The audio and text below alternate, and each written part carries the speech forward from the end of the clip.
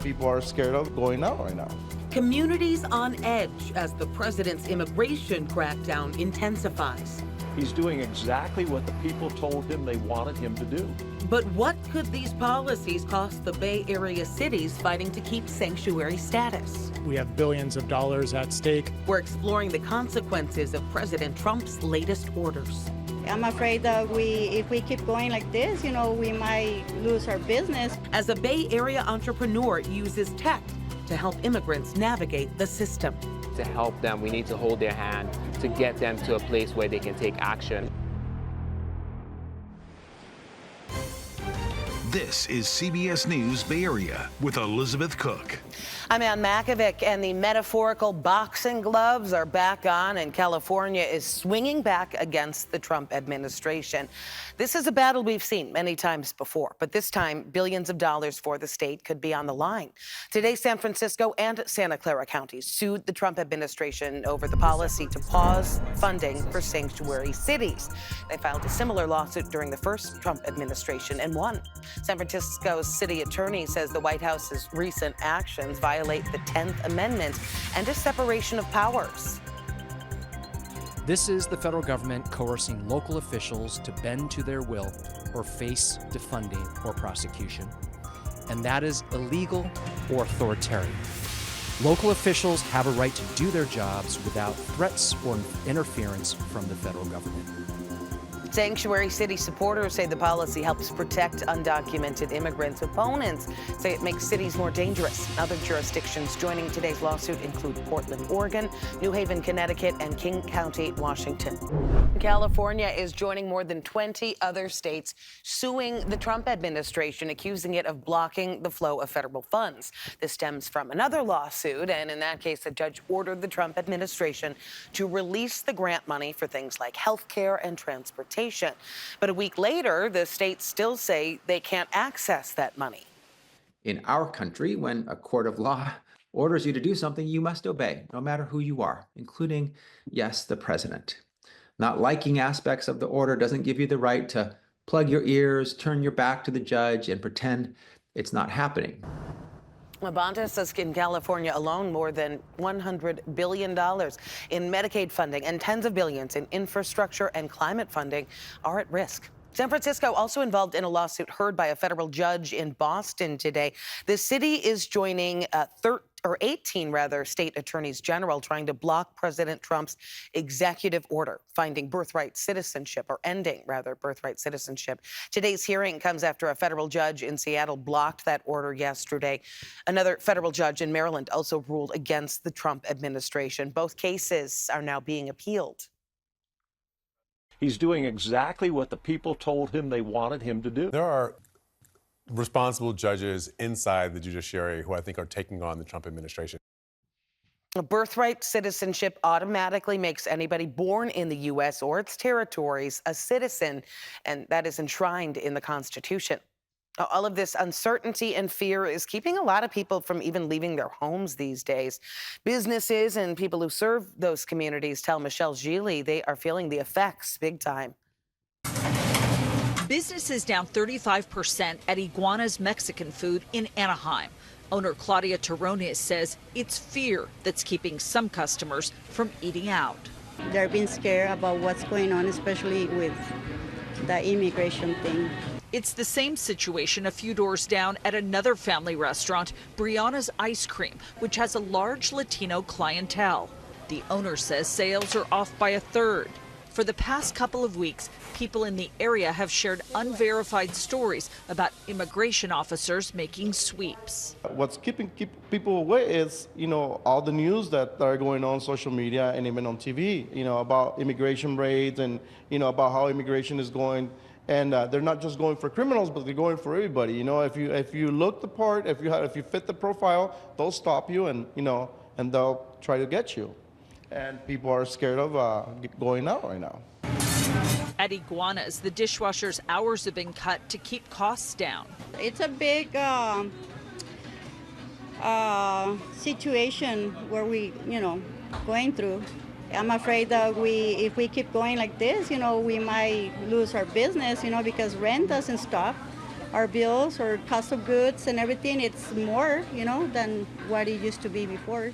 Store owners say the impact is being felt throughout the community. Latinos don't only go and spend money on a Mexican restaurant, they go and spend money on an American breakfast restaurant, 7-Elevens, gas stations, so it affects everybody. Well, navigating the immigration system and changing policies can be a real challenge. Coming up after the break, we're going to show you how the CEO of a San Francisco startup is trying to make it a little easier to understand. Everyone can contribute. We just need to give them the information.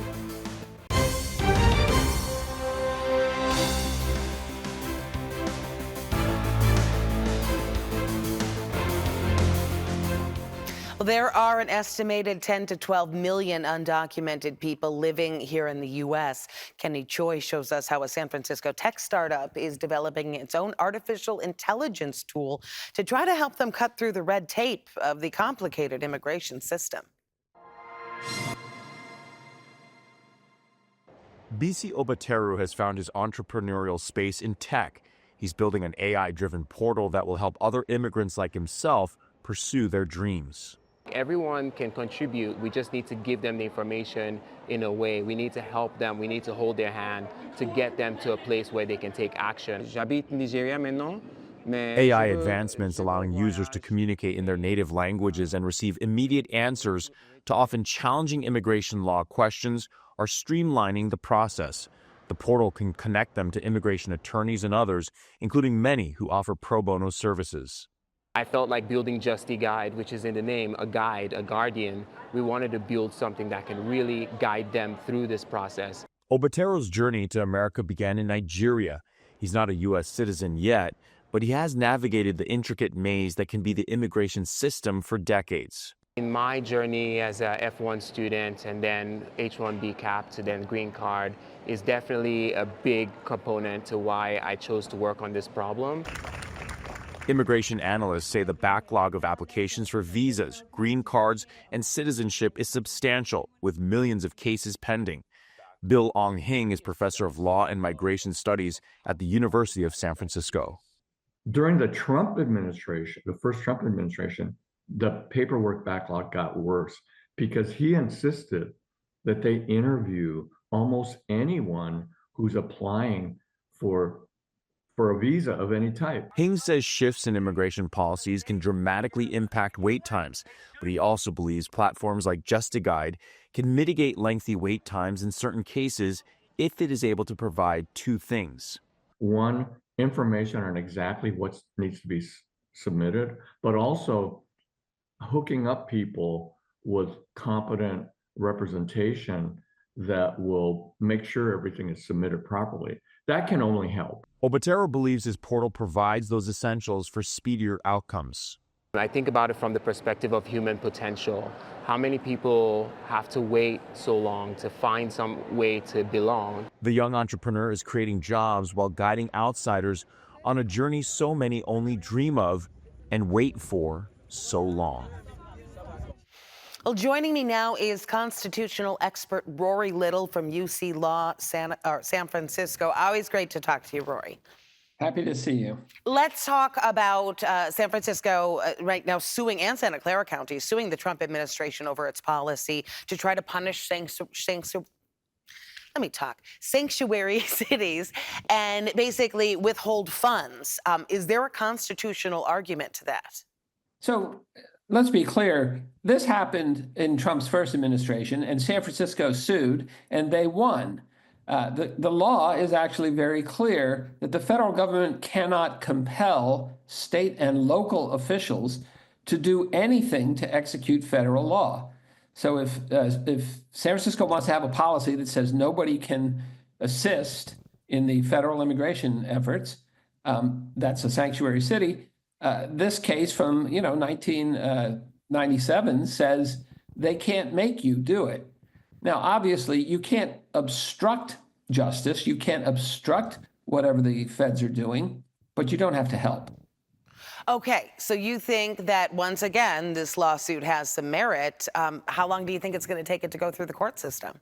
Well, in San Francisco, it shouldn't take very long. First, you've got a precedent that's right on point. Second, you've got some friendly judges. We are a jurisdiction.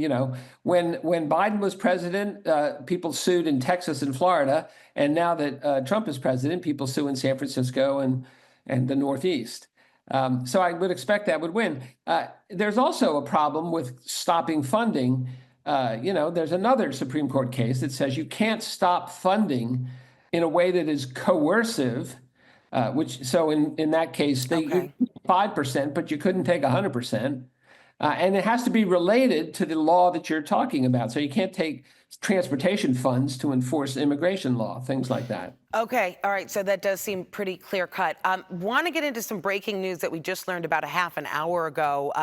California joining some other states, trying to sue to block the government's efficiency department, the department run by Elon Musk right now, from accessing records in the Treasury. They are saying that the team's ability to collect some of this information and freeze funding also violates the Constitution. Is there anything in the Constitution, from what you see, that would protect federal money and privacy?